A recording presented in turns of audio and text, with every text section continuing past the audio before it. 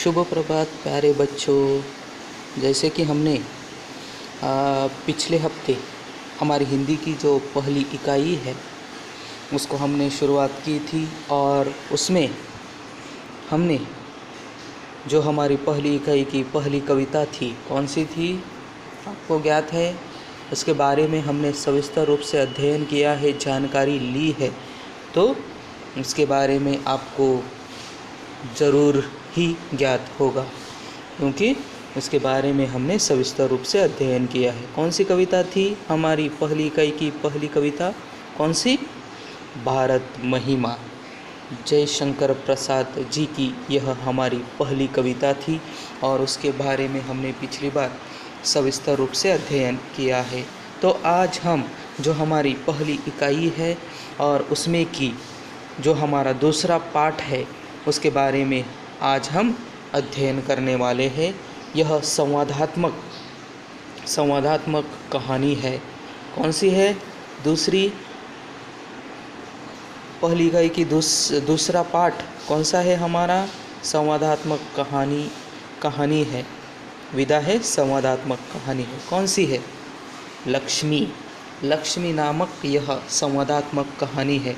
लक्ष्मी मतलब क्या सर, ये भी क्या पूछने की बात है? लक्ष्मी तो लड़की का नाम होता है। ऐसा ही आपको यहाँ पर आपके मन में विचार आया होगा कि लक्ष्मी लड़की का नाम होगा, लड़की का नाम ही होता है, होगा नहीं, होता है। लक्ष्मी लड़की का ही नाम होता है। क्या लगता है आपको? यह जो टाइटल है, इस संवादात्मक कहानी का जो टाइटल है, वह टाइटल पढ़ने के बाद आपको क्या लगता है कि सही में ये किसी लड़की का नाम होगा लक्ष्मी? तो लक्ष्मी क्या है? लक्ष्मी किसका नाम है? यही हमें इस जो संवादात्मक कहानी है गुरबच्चन सिंह जी की, लक्ष्मी नामक जो संवादात्मक कहानी है, इस कहानी में हमें यही देखना है कि आखिरकार लक्ष्मी किसका नाम है। यही हमें देखना है, यही देखना है हमें। तो चलो बच्चों, जो हमारी दूसरी कहानी है लक्ष्मी नामक संवादात्मक कहानी, इसके बारे में आज हम सविस्तर रूप से अध्ययन करते हैं। तो इसके बारे में यहाँ पर मैं आपको पहले जो गुरबच्चन सिंह जी, इनका यहाँ पर परिचय दिया हुआ है। यह परिचय गुरबच्चन सिंह जी का परिचय हम देखेंगे, और उसके बाद इस कहानी के बारे में सविस्तर रूप से अध्ययन करेंगे। तो चलो, परिचय गुरबच्चन सिंह परिचय यहाँ पर दिया हुआ है। सुप्रसिद्ध कहानीकार गुरबच्चन सिंह जी ने साहित्य के अनेक क्षेत्रों में मुक्त लेखन किया है। मतलब जो साहित्य है और उस साहित्य के अनेक क्षेत्रों में गुरबच्चन सिंह जी ने मुक्त लेखन किया है। आपकी भाषा सरल और प्रवाही है। मतलब गुरबच्चन सिंह जी की साहित्य के क्षेत्र में अनेक उन्होंने मुक्त लेखन किया है, और उसमें उनकी जो लैंग्वेज है, उनकी जो भाषा है, वह किस प्रकार की है? सरल और प्रवाही है। इसी वजह से आपका साहित्य रोचक बन पड़ा है। इनका जो साहित्य है और उस साहित्य के क्षेत्र में उनकी जो लेखन की जो भाषा है, वह भाषा बहुत ही सरल और प्रवाही है। इसी वजह से, इसी कारण से उनका जो साहित्य है मतलब गुरबच्चन सिंह जी का साहित्य है, वह साहित्य इसीलिए रोचक बन पड़ा है। तो यहाँ पर गुरबच्चन सिंह जी का छोटा सा क्या दिया हुआ है? परिचय दिया हुआ है, जो कि अब हमने देखा। अब गद्य संबंधी, जो कि लक्ष्मी नामक जो संवादात्मक कहानी है गुरबच्चन सिंह जी की, इसके बारे में इस संवादात्मक कहानी के माध्यम से गुरबच्चन सिंह जी हमें जो संदेश देने वाले हैं, इसके बारे में यहाँ पर गद्य संबंधी में दिया हुआ है। तो देखो, गद्य संबंधी में गुरबच्चन सिंह जी का जो परिचय है उसके बिल्कुल नीचे गद्य संबंधी में देखो, वहाँ पर प्रस्तुत संवादात्मक कहानी में कहानीकार ने दिए गए वचन के प्रति जिम्मेदारी और प्राणी मात्रा के प्रति दया की भावना व्यक्त करते हुए पशु प्रेम दर्शाया है। मतलब यह जो प्रस्तुत संवादात्मक कहानी है, कौन सी? लक्ष्मी नामक। इस कहानी में कहानीकार ने मतलब गुरबच्चन सिंह जी ने दिए गए वचन के प्रति जिम्मेदारी, रिस्पॉन्सिबिलिटी हम कहते हैं कि दिए गए वचन के प्रति जिम्मेदारी, रिस्पॉन्सिबिलिटी, जैसे कि हम मराठी में कहते हैं जवाबदारी, जिम्मेदारी, और प्राणी मात्र मतलब पशु, प्राणी मात्र के प्रति दया की भावना व्यक्त करते हुए पशु प्रेम दर्शाया है। इसका मतलब हमें ज्ञात ही हो गया है कि लक्ष्मी एक पशु का नाम है, एक जानवर का नाम है। वह तो हम इस संवादात्मक कहानी को सविस्तर रूप से अध्ययन करेंगे, तब हमें पता ही चलेगा कि किस पशु का नाम है लक्ष्मी। तो यह दर्शाया है कि प्राणी मात्र या पशु के प्रति दया की भावना व्यक्त करते हुए पशु प्रेम दर्शाया है इस प्रस्तुत संवादात्मक कहानी लक्ष्मी में।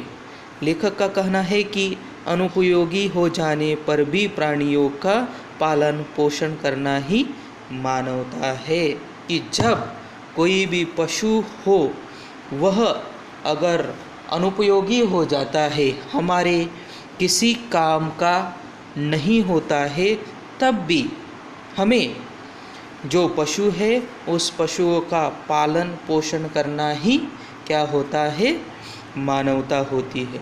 नहीं तो हमें सभी को मालूम है, हम सभी को ज्ञात है, क्योंकि हम सभी किसान की बेटियां है, बेटे हैं, तो हमें मालूम है कि हम भी, हमारे घर में भी पशु है और पशुओं का हम पालन पोषण करते हैं। अगर वह पशु अनुपयोगी हो जाता है मतलब जैसे कि हम मराठी में कहते हैं निरुपयोगी हो जाता है, या फिर किसी काम में नहीं आता है, तो हम उस पशु को, उस जानवर को किसी और को दे देते हैं या फिर बेच देते हैं। लेकिन यहाँ पर जो रचनाकार है गुरबच्चन सिंह जी, यहाँ पर हमें कहना चाहते हैं इस संवादात्मक कहानी लक्ष्मी के माध्यम से हम सभी को यहाँ पर कहना चाहते हैं कि अनुपयोगी हो जाने पर भी पशुओं का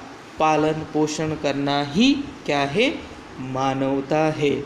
तो इसी प्रकार का संदेश हमें यहाँ पर जो कवि है, जो कहानीकार है कौन? गुरबच्चन सिंह जी हमें यहाँ पर बताना चाहते हैं।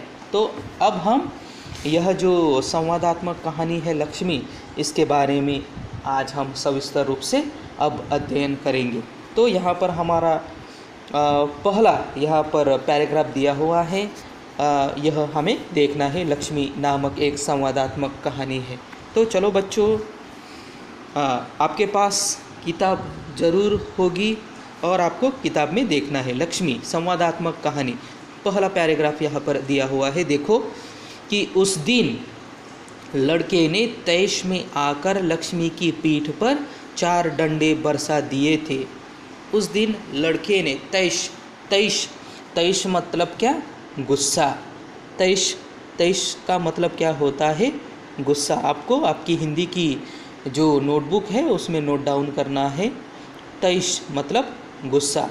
मतलब उस दिन लड़के ने मतलब अब हमें ऐसा लगता है यहाँ पर कि जो गुरबच्चन सिंह जी का जो लड़का है,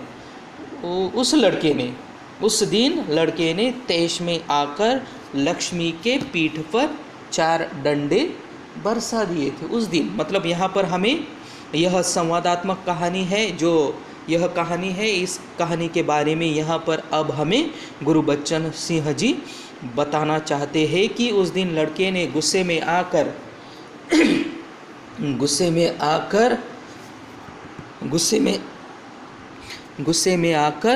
उसने लक्ष्मी के पीठ पर 4 डंडे बरसा दिए थे। वह बड़ी भयभीत और घबराई थी, क्योंकि बच्चे ने गुस्से में आकर लक्ष्मी के पीठ पर 4 डंडे बरसा दिए थे। इसीलिए वह मतलब कौन? लक्ष्मी बड़ी भयभीत और घबराई थी। जब देखो कोई भी छोटा हो या बड़ा पशु हो, अगर उस पर हम किसी साधन से अगर हम उस पर वार करते हैं तो कोई भी पशु हो वह बहुत ही भयभीत और घबरा जाता है। और उसी तरह उस दिन लड़के ने गुस्से में आकर लक्ष्मी के पीठ पर 4 डंडे बरसा दिए थे और वह बड़ी भयभीत और घबराई थी।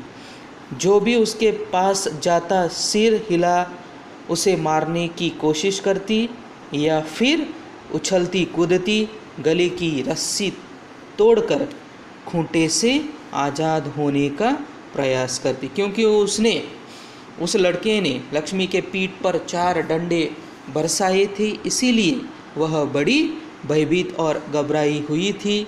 जो भी उसके पास जाता उसे सिर हिलाकर उसे मारने की कोशिश करती या फिर उछलती कूदती गले की रस्सी तोड़कर खूंटे से आज़ाद होने का प्रयास करती थी। ऐसा क्यों करती थी लक्ष्मी? क्योंकि उस दिन लड़के ने गुस्से में आकर उसके पीठ पर 4 डंडे बरसा दिए थे। इसीलिए वह बड़ी भयभीत और घबराई हुई थी। इसीलिए जो भी उसके पास जाता वह सिर हिलाकर उसे मारने का प्रयास करती या फिर उछलती कूदती या गले की रस्सी तोड़कर खूंटे से आज़ाद होने का प्रयास करती थी, क्योंकि वह बड़ी भयभीत और घबराई हुई थी। इसीलिए अब आगे अगला पैराग्राफ देखो यहाँ पर। करामत अली इधर 2-4 दिनों से अस्वस्थ था। मतलब उस दिन लड़का किसका था? करामत अली का लड़का था। करामत अली इधर 2-4 दिनों से अस्वस्थ था और इधर जो करामत अली है वह पिछले 3-4 दिनों से क्या था? अस्वस्थ था। मतलब यहाँ पर हम उसका मतलब क्या लेंगे? अस्वस्थ था मतलब वह बीमार होगा, शायद बीमार होगा। अस्वस्थ मतलब बीमार थे कि करामत अली इधर 2-4 दिनों से बीमार थे। लेकिन जब उसने यह सुना कि रहमान ने गाय की पीठ पर डंडे बरसाए हैं तो उससे रहा नहीं गया। तो लक्ष्मी किसका नाम है? एक गाय का नाम है लक्ष्मी। तो आपको अब समझ में आ गया होगा यहाँ पर कि लक्ष्मी किसका नाम है? इसका नाम है, एक गाय का नाम है। और करामत अली की यह लक्ष्मी नामक गाय है और वह करामत अली पिछले 2-4 दिनों से अस्वस्थ थे, बीमार थे। लेकिन जब उसने यह सुना कि उनका जो बेटा है, कौन? रहमान किसका बेटा है? करामत अली का। और रहमान ने गाय की पीठ पर डंडे बरसाए हैं तो उससे रहा नहीं गया। मतलब यह बात जब करामत अली को पता चली कि उनका जो बेटा है रहमान, उसने उनकी जो गाय है लक्ष्मी नामक उसके पीठ पर डंडे बरसाए हैं तो उससे रहा नहीं गया, क्योंकि वह पिछले 2-4 दिनों से अस्वस्थ थे, बीमार थे। लेकिन जब उसे यह सारी बातें पता चली कि उनके बेटे ने जो गाय है उस गाय के पीठ पर 4 डंडे बरसाए हैं तो उससे रहा नहीं गया। वह मतलब कौन? करामत अली। वह किसी प्रकार चारपाई से उठकर धीरे धीरे चलकर बथान में आया। कि यह बात सुनने के बाद वह किसी प्रकार चारपाई तो हम क्या कहेंगे? चारपाई मतलब खटिया, ऐसा ही इसका मतलब यहाँ पर हम लेंगे। चारपाई होते हैं ना खटिया के। तो यह सारी बात सुनने के बाद वह किसी प्रकार चारपाई से उठे, क्योंकि वह क्या थे, अस्वस्थ थे, बीमार थे, इसीलिए वह किसी प्रकार चारपाई से उठकर धीरे धीरे चलकर बथान में आया। बथान, बथान मतलब क्या कहेंगे हम, जो कि आप सभी को मालूम है। बथान मतलब जैसे कि हमारे पास भी पशु होते हैं, क्योंकि हम सभी किसान के लड़के और लड़कियां हैं, इसीलिए बथान आप सभी को मालूम है। बथान मतलब गाय बैल के रहने का स्थान।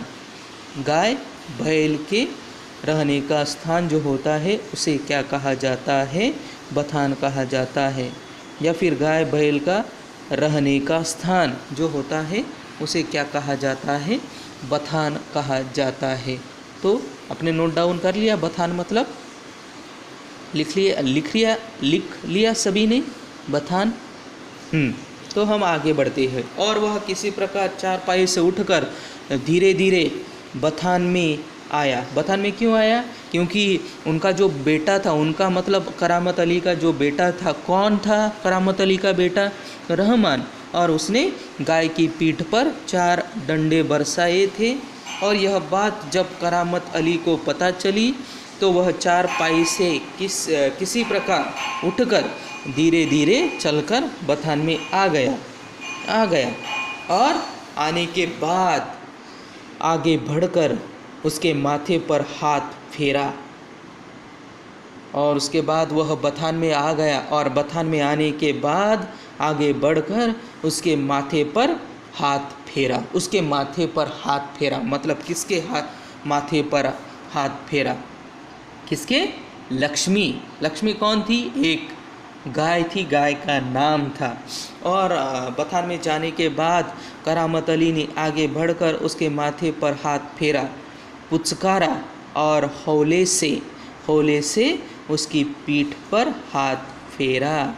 क्या आगे बढ़कर उसने लक्ष्मी के माथे पर, लक्ष्मी के सिर पर उन्होंने हाथ फेरा, पुचकारा मतलब हाथ फेरना, ऐसा उसका मतलब होता है। पुचकारना मतलब हाथ फेरना, हाथ फेरना। किंवा मराठी में हम ऐसा भी कहते हैं, लाड करणे असंही म्हणतात, पुचकारा। तो उन्होंने उसके सिर पर हाथ फेरा और हौले से उसकी पीठ पर हाथ फेरा। हौले से मतलब धीरे से, उन्होंने उसकी पीठ पर हाथ फेरा। अब वह वास्तव में बथान में जाकर आगे बढ़कर उसने लक्ष्मी के पीठ पर, माथे पर हाथ फेरा, पुचकारा और हौले से उसकी पीठ पर हाथ फेरा। और उसके बाद लक्ष्मी के शरीर में एक सिहरन सी दौड़ गई कि जब करामत अली ने लक्ष्मी के माथे पर पुचकारा, हौले से उसकी पीठ पर हाथ फेरा, तब लक्ष्मी के शरीर में एक सिहरन सी दौड़ गई। ये लक्ष्मी के शरीर में एक सिहरन सी दौड़ गई। सिहरन मतलब कंप कपी ऐसा कहते हैं हम उसे, कंप कपी। सिहरन मतलब कंप कपी, ऐसा उसका मतलब होता है। लिख लिया आपने। तो लक्ष्मी के शरीर में एक सिहरन सी दौड़ गई और उसके बाद वह अपने आप बातें करने लगे। वह मतलब करामत अली, ओह कमबख्त ने कितनी बेदर्दी से पीटा है। और बथान में जाकर लक्ष्मी की देखने के बाद, ओह कमबख्त ने कितनी बेदर्दी से पीटा है। बेदर्दी जैसे कि हम मराठी में कहते हैं निष्ठुरता, अनकाइंडनेस, अंग्रेजी में अनकाइंडनेस होता है। बेदर्दी जैसे कि हम मराठी में कहते हैं निष्ठुरता या फिर अंग्रेजी में अनकाइंडनेस, कि ओह कमबख्त ने कितनी बेदर्दी से पीटा है। किसे? मुझे। किसे पीटा है? लक्ष्मी को। किसने? करामत अली के लड़के ने। करामत अली का जो लड़का था उसका नाम क्या था? रहमान। तो रहमान ने कमबख्त ने कितनी बेदर्दी से पीटा है। ऐसा अपने आप से करामत अली बातें करने लगा। उसकी बीबी रमजानी बोली, लो चोट की जगह पर यह रोगन लगा दो। कि उसके बाद करामत अली की जो बीबी थी, कौन? रमजानी, उसकी बीबी मतलब किसकी? करामत अली की। रमजानी बोली, लो चोट की जगह पर यह रोगन लगा दो। रोगन मतलब क्या कहेंगे? दवा मिलाया हुआ तेल। दवा मिलाया हुआ तेल, उसे क्या कहते हैं? रोगन। तो करामत अली की बीबी वहाँ आकर करामत अली को बोली कि लो, जहाँ पर चोट लगी है, किसको? लक्ष्मी को, उस जगह पर यह रोगन लगा दो। रोगन का मतलब आपने लिख लिया कि दवा मिलाया हुआ तेल, उसे रोगन कहते हैं। बेचारी को आराम मिलेगा। उसके बाद रोगन देने के बाद उसने कहा मतलब रमजानी ने कहा किसको? करामत अली को, कि चोट की जगह पर यह रोगन लगा दो, बेचारी को आराम मिलेगा। बेचारी को क्या मिलेगा? रोगन लगाने के बाद आराम मिलेगा। करामत अली गुस्से में बोला। उसके बाद यह सारी बातें करामत अली की जो बीबी है रमजानी ने करामत अली को कहा, और करामत अली को कहने के बाद करामत अली गुस्से में बोला, क्या अच्छा हो अगर इसी लाठी से तुम्हारे रहमान के दोनों हाथ तोड़ दिए जाए। और यह सारी बात सुनने के बाद करामत अली क्रोध में आ गया। करामत अली ने गुस्से में बोला, क्या अच्छा हो अगर इसी लाठी से तुम्हारे बेटे रहमान के दोनों हाथ तोड़ दिए जाए तो क्या होगा? गुस्से में आकर करामत अली ने अपनी बीबी को यह सारी बातें कह दी कि क्या अच्छा हो अगर इसी लाठी से आपका जो बेटा है रहमान, उसके दोनों हाथ तोड़ दिए जाए तो क्या होगा? कहीं इस तरह पीटा जाता है क्या? किसी को इस तरह से पीटा जाता है, मारा जाता है? करामत अली अपनी बीबी को, इसको बीबी को, रमजानी को यह सारी बात बता रहा है कि कहीं किसी को इस तरह से पीटा जाता है। रमजानी बोली। उसके बाद यहाँ पर क्योंकि रमजानी का बेटा था और उसने लक्ष्मी के पीठ पर 4 डंडे बरसाए थे, क्योंकि आखिर उसका बेटा था, रमजानी का बेटा था, इसीलिए उसने अब बोला। देखो यहाँ पर रमजानी बोली, लक्ष्मी ने आज भी दूध नहीं दिया। रमजानी बोली कि लक्ष्मी ने आज भी दूध नहीं दिया, कि लक्ष्मी ने आज फिर दूध नहीं दिया। देखो बात को यहाँ पर रमजानी टालने का प्रयास कर रही है, क्योंकि उनका बेटा था, कौन था? रहमान, जो कि लक्ष्मी के पीठ पर 4 डंडे बरसाए थे। इसीलिए यहाँ पर रमजानी बात को टालने का प्रयास कर रही है, क्योंकि उनका बेटा है, इसीलिए कि रमजानी बोली लक्ष्मी ने आज भी दूध नहीं दिया तो उसकी सज़ा इसे लाठियों से दी गई। तो क्या हुआ कि लक्ष्मी ने आज दूध नहीं दिया तो उसकी सज़ा इसे लाठियों से दी गई। कि क्या हुआ कि अगर लक्ष्मी ने आज दूध नहीं दिया तो क्या हुआ? क्या इसकी सज़ा इसे लाठियों से दी गई? लाठियों मतलब डंडों से दी गई। और उसके बाद रमजानी बोली, रहमान से गलती हो गई, इसे वह भी कबूलता है। रमजानी कहने लगी कि जो रहमान है, रहमान से गलती हो गई और इसे वह भी कबूलता है, कि जो रहमान है, रहमान से गलती हो गई और उस गलती को रहमान कबूलता है। कबूलना मतलब स्वीकार करना। स्वीकार करना, कबूलना मतलब स्वीकार करना कि जो रहमान है वह रहमान, उसकी जो गलती है वह गलती यहाँ पर स्वीकार करता है कि उससे गलती हो गई और इसे वह कबूलता भी है, स्वीकार भी करता है।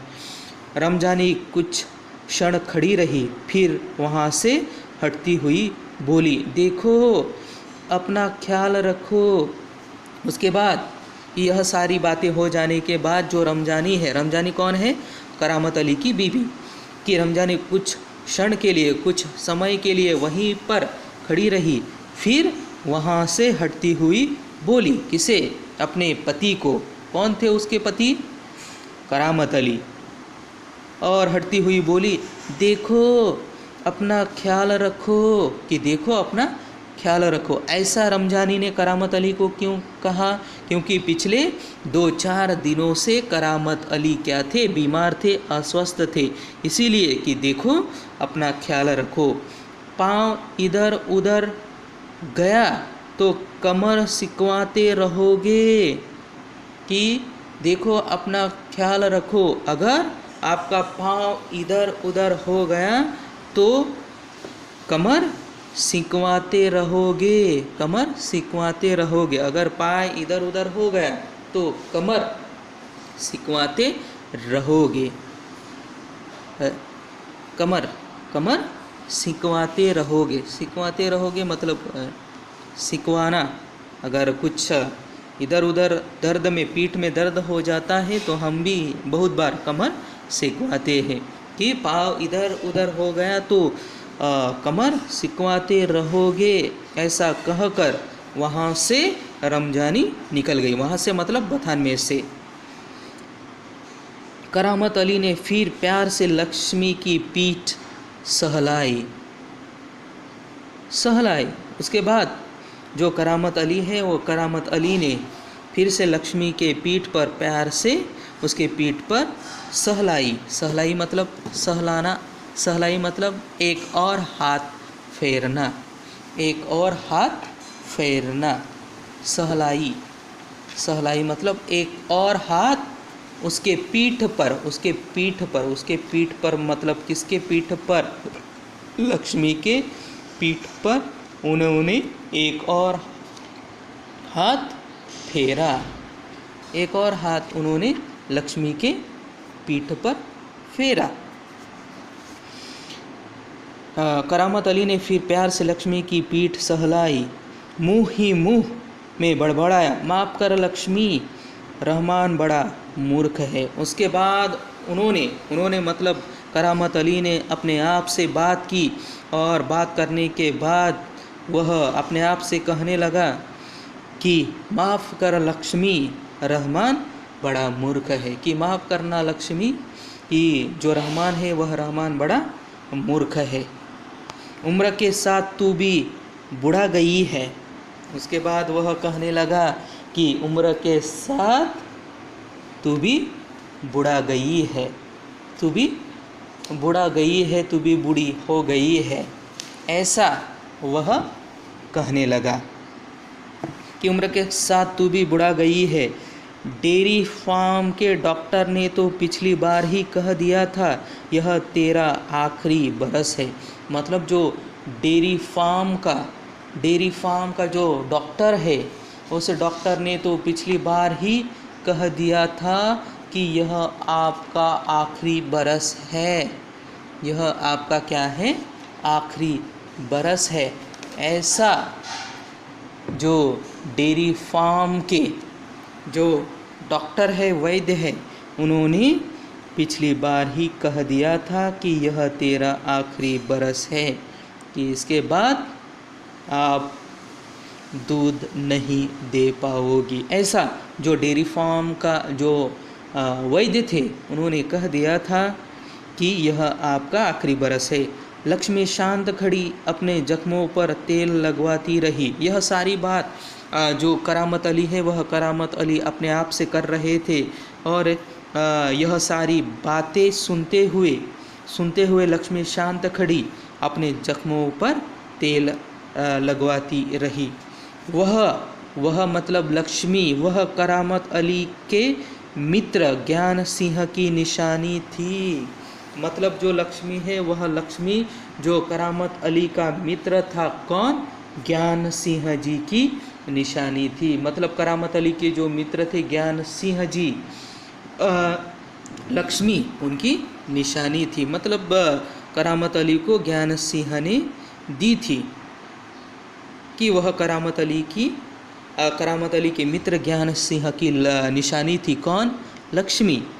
ज्ञान सिंह और करामत अली एक दूसरे के पड़ोसी तो थे ही। मतलब ज्ञान सिंह और करामत अली एक दूसरे के क्या थे? पड़ोसी थे। पड़ोसी मतलब शेजारी, जैसे कि हम मराठी में कहते हैं शेजारी, या फिर नेबर, अंग्रेजी में नेबर। तो ज्ञान सिंह और करामत अली एक दूसरे के क्या थे? पड़ोसी थे।